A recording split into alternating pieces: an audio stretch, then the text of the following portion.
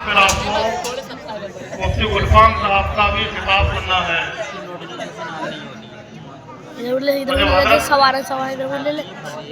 आपके सामने रूबरू होंगे, तब आपका थोड़ा सा माहौल शायद मुस्कुराने का या हंसी का मुद्दा बन जाए, लेकिन फिलहाल आप सीरियस होकर के बैठे हैं। बहुत तवज्जो के साथ मेरी तरफ आपको ध्यान लगाना है। अल्लाह के मुक़द्दस कलाम कुरान मजीद की मैंने एक मशहूर आयत करीमा की तिलावत की है। अल्लाह रब्बुल इज्जत ने इरशाद फरमाया,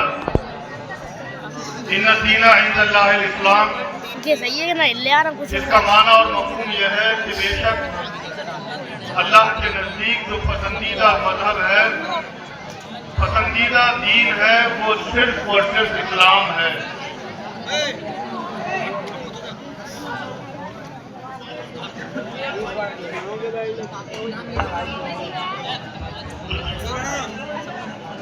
آپ کی طرح جاؤ بھائی،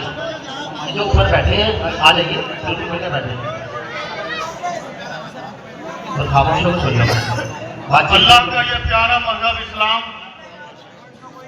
یہ اللہ کا احسان، اس کی نعمت، اس کا شکر کہ ہمیں اللہ رب العزت نے دامن اسلام میں پیدا فرمایا، آغوش اسلام میں ہماری آنکھ کھلی۔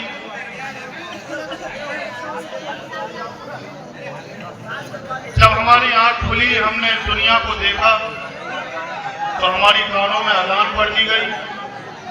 اور ہم بولنا سیکھے تو کلمہ طیبہ ہم کو یاد کرا دیا گیا۔ لیکن ہم غور و فکر کریں اور سوچیں اور سمجھیں اور تاریخ کا مطالعہ کریں تو ہمیں معلوم ہونا چاہیے کہ یہی وہ اسلام جو ہمیں بڑی آسانی سے مل گیا، یہی وہ اسلام کہ ہم بولنے سیکھے تو کلمہ یاد کرا دیا گیا، اذان یاد کرا دی گئی،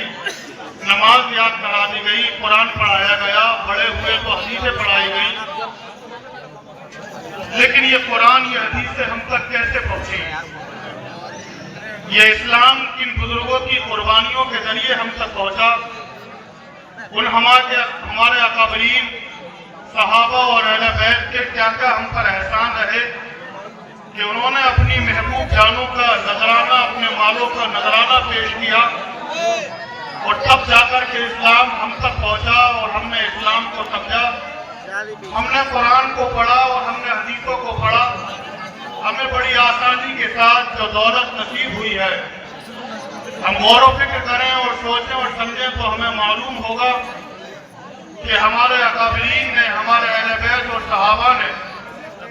کون سی وہ کوشش تھی،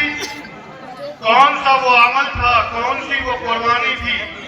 جو اسلام کو بچانے کے لیے یا اسلام کو آگے بڑھانے کے لیے پیش نہیں کی۔ کتنے مظالم، کتنے ظالم ظلم کرتے گئے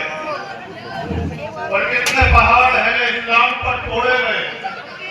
مگر یہ اہل اسلام تھے کہ ان مظالم کو، ان ظلموں کو برداشت کرتے چلے گئے اور دنیا والوں کو یہ پیغام دیتے رہے کہ جسم کے خون کا ایک ایک قطرہ تو نکل جائے،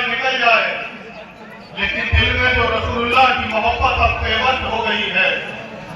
جو اللہ کے بولی کا کانوں میں رکھ گیا ہے، اب اس کو نکلنا آسان نہیں ہے۔ اور یہی وہ اسلام کے سیالے تھے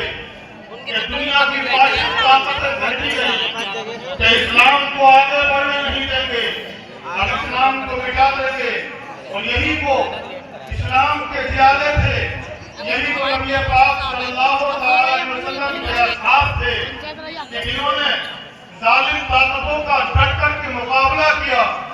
اسلام آگے بڑھتا چلا گیا۔ جو لوگ اسلام کو مٹانے کی کوشش کر رہے تھے، یا تو وہ خود دامن اسلام میں آ گئے یا پھر سفید